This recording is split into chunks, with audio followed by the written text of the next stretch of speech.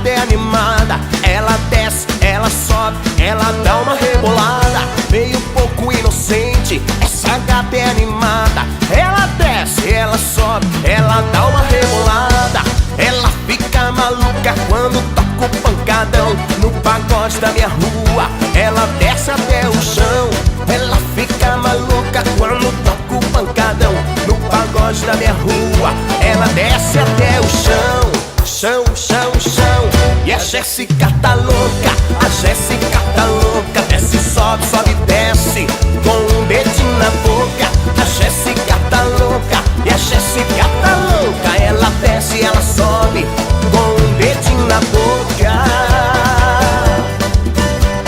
E pra fazer essa fusão do funk mesmo, o nosso grande amigo MC Jair da Roça. Deixa comigo, Evandro Henrique, tô chegando.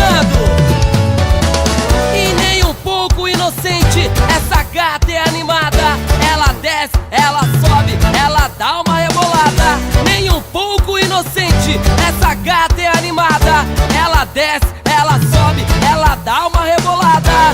Ela fica maluca quando toca o pancadão no pagode na minha rua. Ela desce até o chão.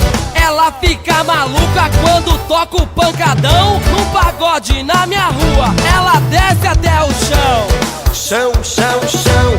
E a Jéssica tá louca, a Jéssica tá louca. Desce, sobe, sobe, desce, com um dedinho na boca. A Jéssica tá louca, e a Jéssica tá louca. Ela desce, ela sobe, com um dedinho na boca. Ela é danada, ela é esperta. Jair da Rocha lança a minha amiga Jéssica. A Jéssica tá louca. E a Jéssica tá louca, a Jéssica tá louca. Desce, sobe, sobe, desce, com um dedinho na boca.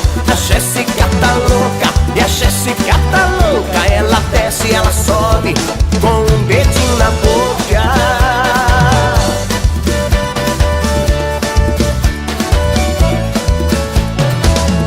Mão na cabeça vai até o chão, dedinho na boca vai até o chão. Evandro e Henrique vai mexendo o pancadão.